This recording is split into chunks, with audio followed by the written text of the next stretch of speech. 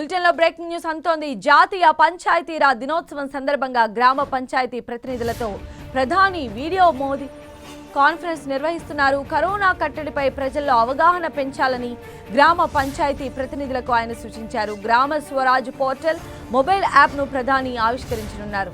అటు మెరుగైన పనితీరు కనబర్చిన పంచాయతీలకు అవార్డులు ప్రకటించనున్నారు.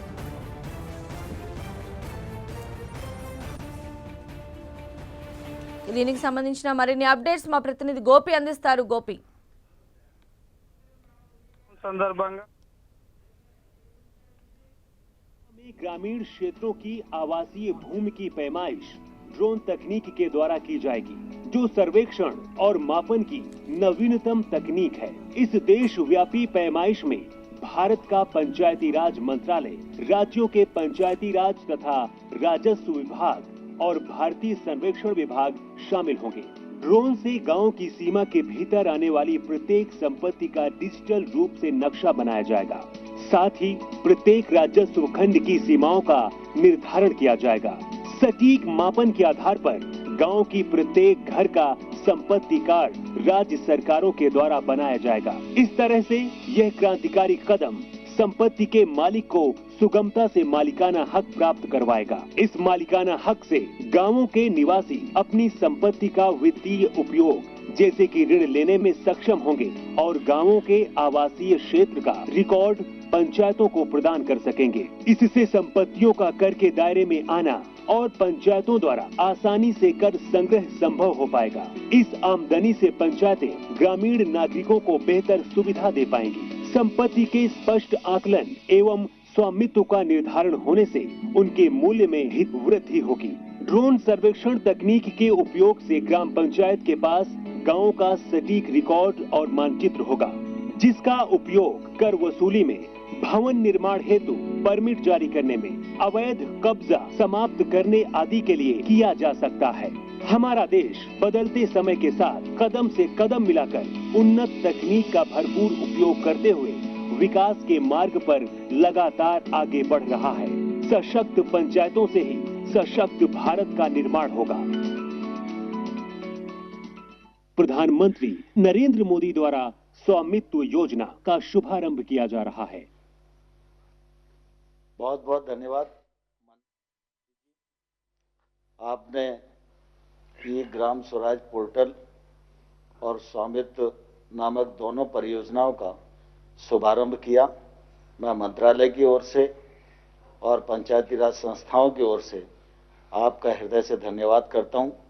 कोरोना वायरस के संकट के इस दौर में आज आप सभी से बात करने वाले हैं और पंचायत प्रतिनिधियों से आपका वार्तालाप शुरू हो उससे पूर्व मैं प्रार्थना करूंगा कि आप प्रारंभिक उद्बोधन हम सबको दें, जिसके मार्गदर्शन के प्रकाश में आगे का वार्तालाप प्रारंभ हो सके। माननीय प्रधानमंत्री जी। नमस्कार। आप सभी साथियों को पंचायती राज दिवस की बहुत बहुत शुभकामनाएं। आज जिन जिन पंचों को और पंचायतों को सम्मानित किया गया है उनको भी मेरी तरफ से बहुत बहुत बधाई। और देश भर की पंचायतों से मेरा आग्रह है कि आप वेबसाइट पर जाकर के जिनका सम्मान हुआ है, जिनको अवार्ड मिला है, उसकी जानकारी जरूर प्राप्त करें। किस बात को लेकर के उनको ये सिद्धि मिली है, उनका गौरवगान करें। साथियों, ये कोरोना वैश्विक महामारी ने वाकई हम सभी के काम करने के तरीके को बहुत बदल दिया है। पहले हम लोग किसी कार्यक्रम में रूबरू मिलते थे, आमने सामने मिलते थे, बातें करते थे, लेकिन आज वही कार्यक्रम वीडियो कॉन्फ्रेंस के माध्यम से करना पड़ रहा है। इस वक्त देश भर के लाखों सरपंच और पंचायत सदस्य टेक्नोलॉजी के माध्यम से जुड़े हुए हैं। मैं आप सबका स्वागत करता हूं, आप सबको बहुत-बहुत अभिनंदन करता हूं। आज अनेक पंचायतों को अच्छे कार्यों के लिए पुरस्कार भी मिले हैं। पुरस्कार विजेता सभी पंचायतों को, जनप्रतिनिधियों को भी अनेक अनेक शुभकामनाएं और बहुत बहुत बधाई, और उस गांव वालों को भी बधाई। साथियों, पंचायती राज दिवस गांव तक सुराज पहुंचाने के हमारे संकल्प को दोहराने का एक अवसर होता है, और कोरोना संकट के इस दौर में इस संकल्प की प्रासंगिकता तो अनेक गुना बढ़ गई है।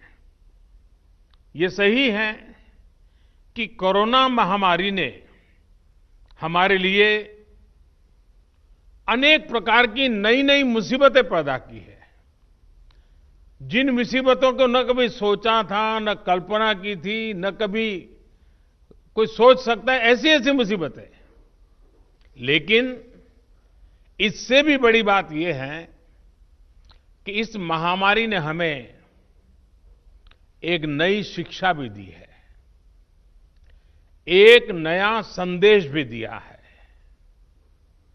आज इस कार्यक्रम के माध्यम से मैं हिंदुस्तान के सभी नागरिक, चाहे वो गांव में हो या शहर में, उन सब तक एक बहुत महत्वपूर्ण संदेश भी देना चाहता हूं।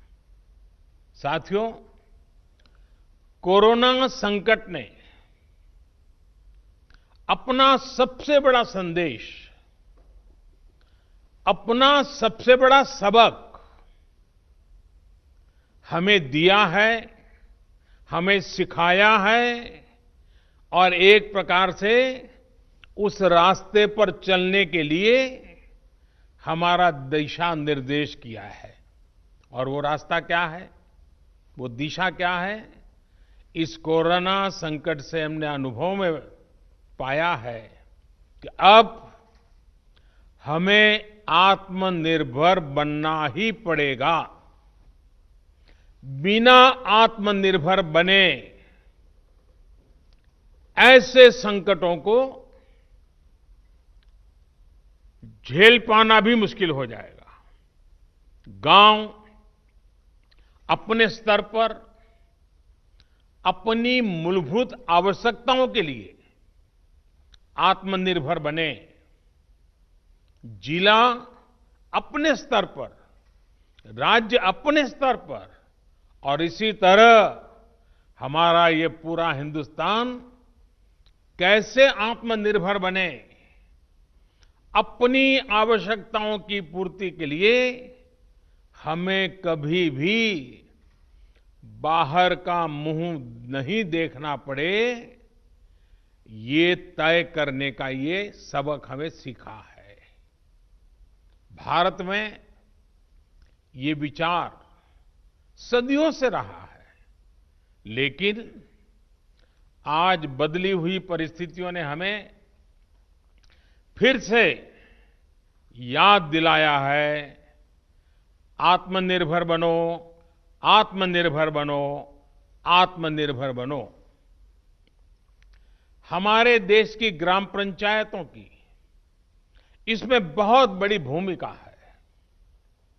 मजबूत पंचायतें आत्मनिर्भर गांव का भी आधार है, और इसलिए पंचायत की व्यवस्था जितनी मजबूत होगी, उतना ही लोकतंत्र भी मजबूत होगा, और उतना ही विकास का लाभ आखिरी छोर पर बैठा हुआ उस सामान्य व्यक्ति तक पहुंचेगा।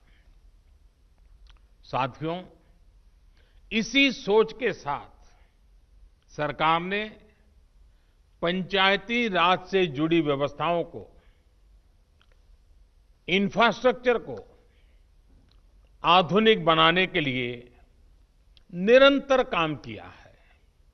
वरना 5-6 साल पहले एक दौर वो भी था जब देश की 100 से भी कम पंचायतें ब्रॉडबैंड कनेक्टिविटी से जुड़ी थी।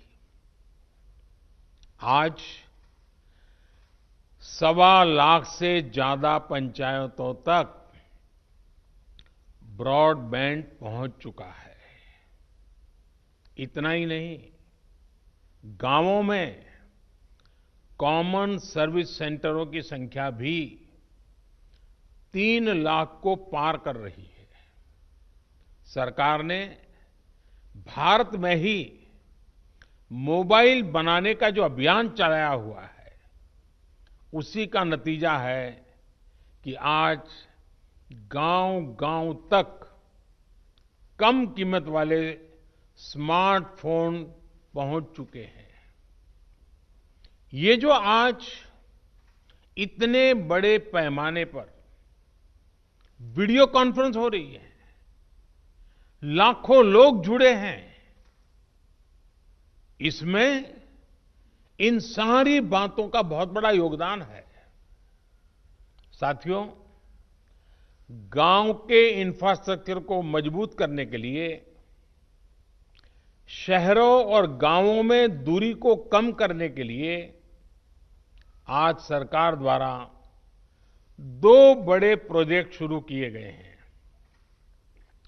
अभी जो वीडियो फिल्म चल रही है, उसमें आपने देखा है, एक है ई ग्राम स्वराज और दूसरा ऐप है, और दूसरी ऐप की विशेषता है हर ग्रामवासी के लिए उसमें स्वामित्व योजना की शुरुआत।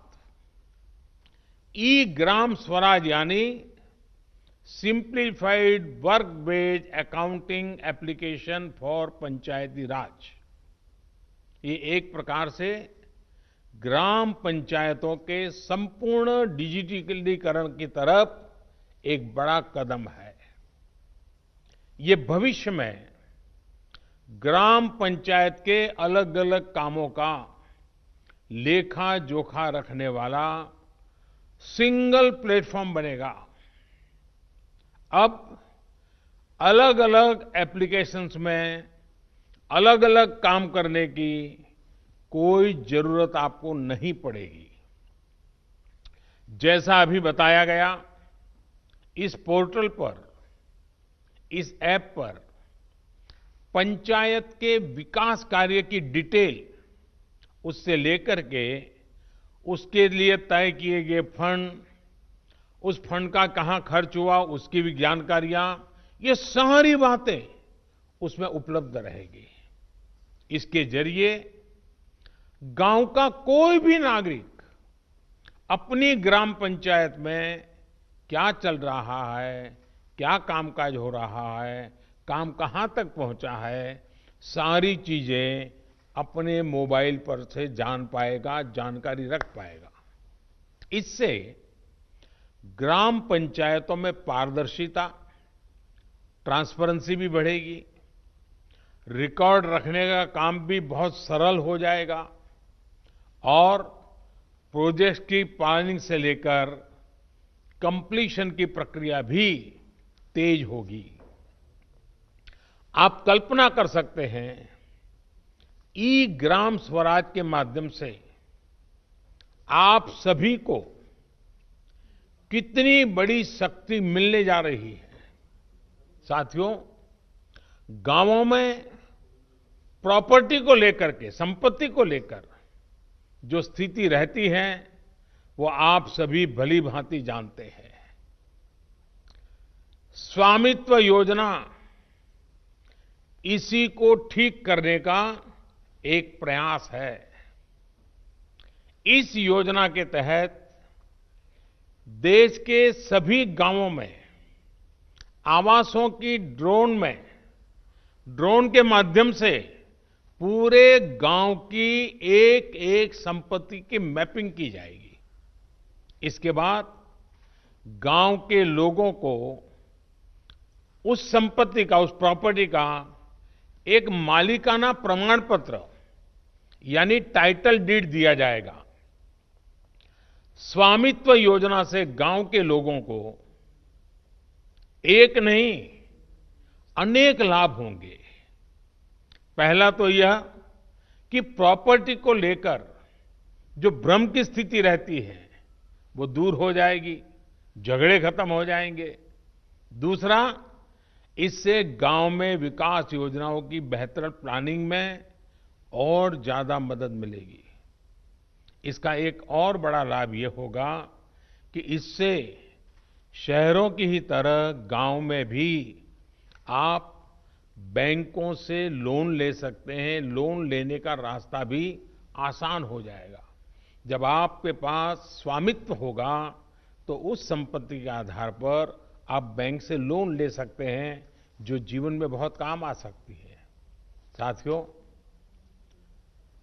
अभी यानी फिलहाल उत्तर प्रदेश, महाराष्ट्र, कर्नाटक, हरियाणा, मध्य प्रदेश और उत्तराखंड, हिंदुस्तान के अलग अलग क्षेत्र के 6 राज्यों में इस योजना को प्रारंभिक तौर पर प्रारंभ कर रहे हैं। और जब काम करेंगे तो अनुभव आएगा, उसमें कमियां क्या है वो ध्यान में आएगी, गलतियां क्या है वो ध्यान में आएगी और उसको ठीक करना होगा। और जब ठीक हो जाएगी, उसका सुधार हो जाएगा, उसके बाद ये योजना हिंदुस्तान के हर गांव में लागू की जाएगी। साथियों, कभी-कभी मुझे लगता है कि जीवन की सच्ची शिक्षा की कसौटी, उसकी परीक्षा संकट के समय ही होती है। अगर आप प्रोटेक्टिव एनवायरनमेंट में हैं, चारों तरफ से संभले हुए हैं, कोई दिक्कत नहीं है, कोई कष्ट नहीं है, तो आप में सामर्थ्य है कि नहीं इसका पता ही नहीं चलता। बहुत देखरेख भरे माहौल में सच्ची शिक्षा का पता कभी नहीं चलता, सच्चे सामर्थ्य का भी पता नहीं चलता है। इस कोरोना संकट ने दिखा दिया है कि देश के गांव में रहने वाले लोग, भले ही उन्होंने बड़ी बड़ी और नामी यूनिवर्सिटी में शिक्षा न ली हो, लेकिन इस दौरान उन्होंने, मतलब आप सब ने, अपने संस्कारों, अपनी परंपराओं की शिक्षा के अद्भुत दर्शन कराए हैं। गांवों से जो अपडेट आ रहा है, जो जानकारी आ रही है, वो बड़े बड़े विद्वानों के लिए भी प्रेरणा देने वाली बातें हैं। मेरे साथियों, ये काम आपने किया है, आपके गांव के प्रत्येक नागरिक ने किया है, माताओं बहनों ने किया है, मेरे आदिवासी भाई बहनों ने, खेत खलिहान में काम करने वालों ने, फसल कटाई और बुआई में जुटे साथियों ने। देश को प्रेरणा देने वाला अद्भुत काम आपने किया है और इसलिए मैं हिंदुस्तान के हर गांव को, हर गांव वासियों को प्रणाम करता हूं। आप सभी ने दुनिया को बहुत सरल शब्दों में मंत्र दिया है और मैं मानता हूं हमारे देश के हर कोने में आपका दिया हुआ ये मंत्र बहुत काम आएगा। आपने बड़े सिंपल शब्दों में ने कह दिया, न सोशल डिस्टेंसिंग का शब्द प्रयोग किया, न लॉकडाउन का शब्द का प्रयोग किया, बड़े बड़े शब्दों का प्रयोग नहीं किया। आपने सिंपल सा मैसेज दे दिया, 2 गज दूरी का, 2 गज दूरी का, या कहें 2 गज देह की दूरी का। इस मंत्र के पालन पर गांवों ने बहुत अद्भुत काम किया है। 2 गज दूरी यानी सोशल डिस्टेंसिंग बनाकर रखने से आप कोरोना वायरस को भी खुद से दूर रख रहे हैं। किसी संभावित संक्रमण से खुद को बचा रहे हैं। और ये आपके ही प्रयास है कि आज दुनिया में चर्चा हो रही है कि कोरोना को भारत ने किस तरह जवाब दिया है। साथियों, इतना बड़ा संकट आया, इतनी बड़ी वैश्विक महामारी आई, लेकिन इन 2-3 महीनों में हमने ये भी देखा है कि भारत का नागरिक सीमित संसाधनों के बीच अनेक कठिनाइयों के सामने झुकने के बजाय उससे टकरा रहा है, लोहा ले रहा है।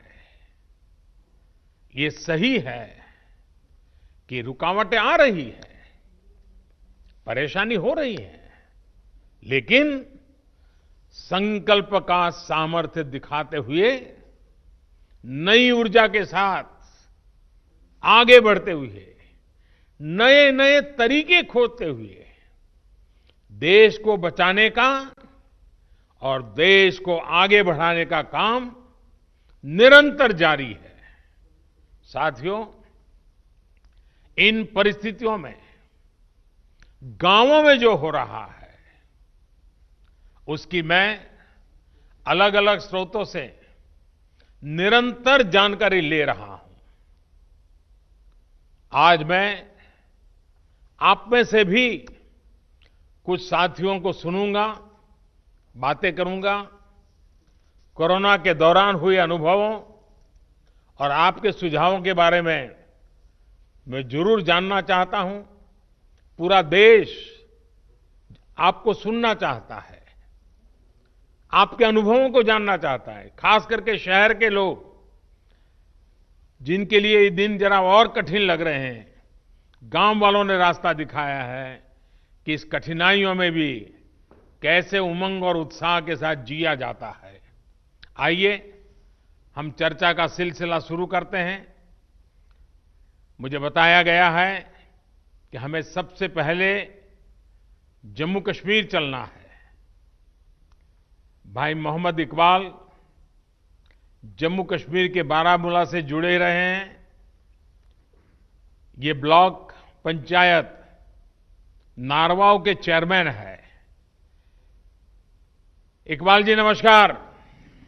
नमस्कार सर, मैं पहले जम्मू कश्मीर से डिस्ट्रिक्ट बारामूला और ब्लॉक नारवाल से आपको बहुत हार्दिक दिल से अभिनंदन करता हूं और आज इस अवसर पे जो हमारा पंचायत दिवस है इस पे मुबारकबाद देता हूं सर। हमारा यहाँ पे जो इस वक्त नारवाल में इस बार जो हम कोरोना वायरस से लड़ रहे हैं, जो आपने ऊपर से आदेश दिया है, डायरेक्शंस दी है लॉकडाउन की, उसकी इम्प्लीमेंटेशन ग्राउंड पे 100% हो रही है। उसके लिए हमने तैयारियां पहले से कर रखी थी। जब आपने पहला 1 दिन का लॉकडाउन किया था तो उस दिन हमने ब्लॉक लेवल जो हमारा ब्लॉक मेडिकल ऑफिसर है, हमारा आईसीडीएस है और पंचायत से हमने एक ऑर्डर निकाल दिया बीडीसी ऑफिस से।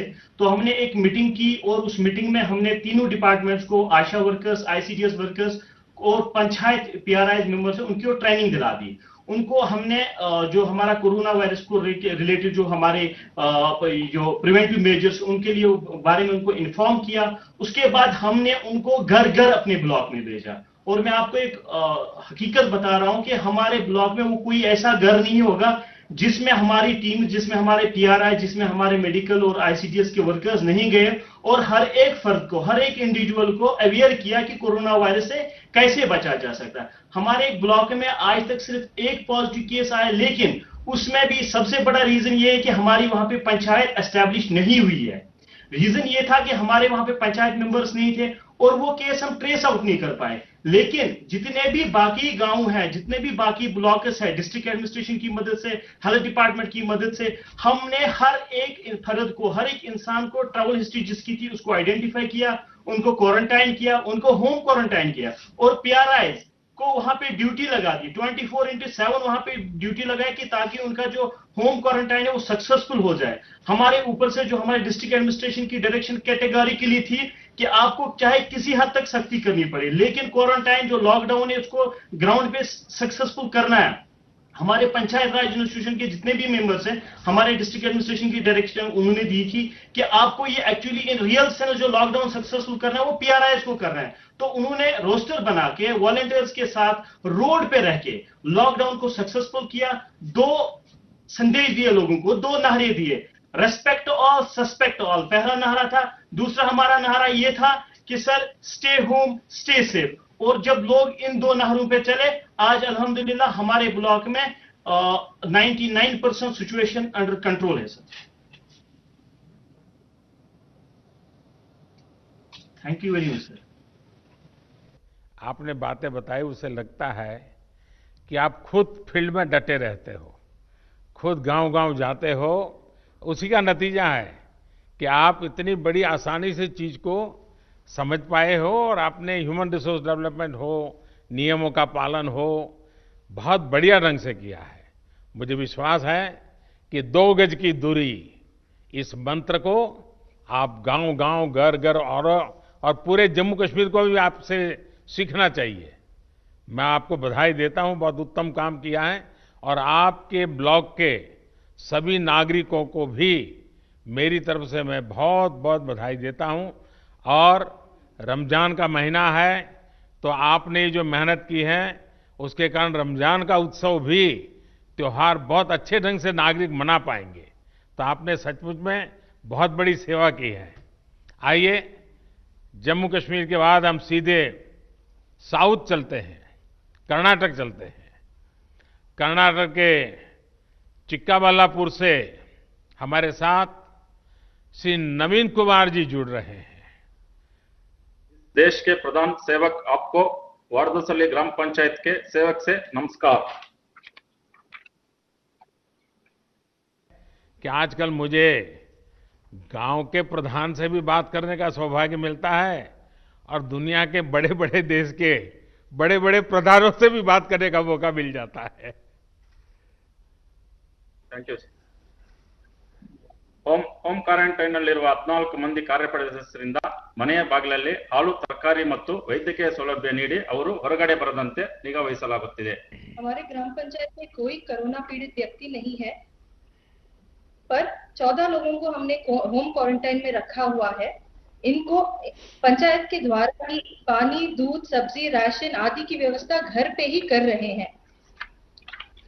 ಹೌದು, ಆಶಾ ಅಂಗನವಾಡಿ ಕಾರ್ಯಕರ್ತೆ, ಆರೋಗ್ಯ ಇಲಾಖೆ ಸಿಬ್ಬಂದಿ, ಗ್ರಾಮ ಪಂಚಾಯಿತಿ ಸದಸ್ಯರು, ಸಿಬ್ಬಂದಿ ಮತ್ತು ಸ್ವಯಂ ಸೇವಕರುಗಳಂತೆ ಕಾರ್ಯಪಡೆಯನ್ನು ರಚಿಸಲಾಗಿದ್ದು, ವಾರದಲ್ಲಿ 2 ಬಾರಿ ಸಭೆ ಸೇರಿ ಕೊರೋನಾ ನಿಯಂತ್ರಣ ಬಗ್ಗೆ ಮಾಹಿತಿಯನ್ನು ಪಡೆಯಲಾಗುತ್ತಿತ್ತು।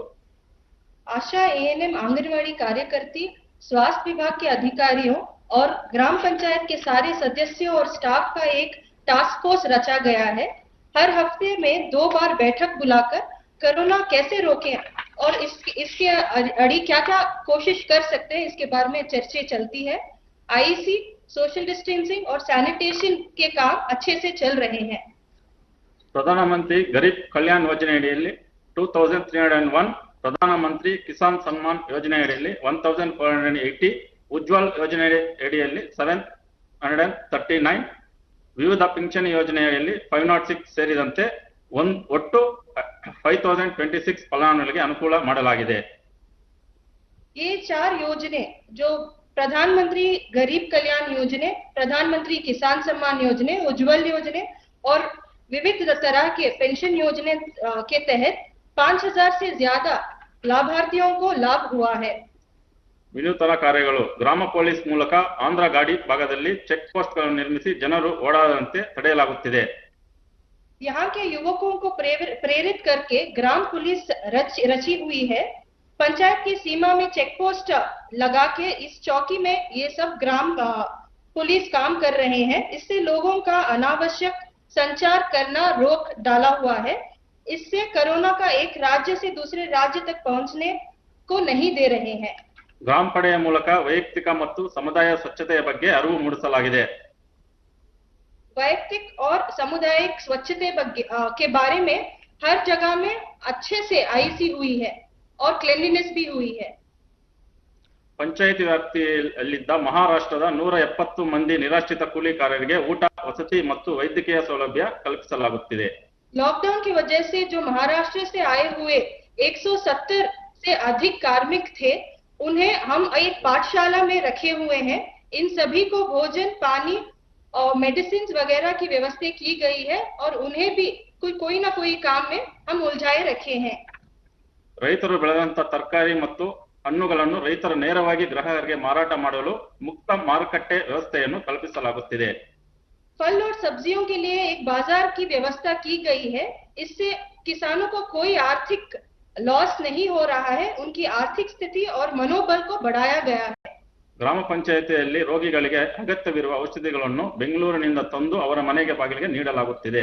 घर घर में जिन जिन को कोई भी मेडिसिन की रिक्वायरमेंट है, उन्हें घर पे ही हम बैंगलोर से लाके दे रहे हैं। ಮನರೇಗಾ ನರಡಿಯಲ್ಲಿ ಅಶುಕುಲ ಕೂಲಿ ಕಾರ್ಮಿಕರಿಗೆ ವೈಯಕ್ತಿಕ ಮತ್ತು ಜಲ ಸಂರಕ್ಷಣಾ ಕಾಮಗಾರಿಗಳನ್ನು ಪ್ರಾರಂಭಿಸಿ ಉದ್ಯೋಗ ನೀಡಲಾಗುತ್ತಿದೆ।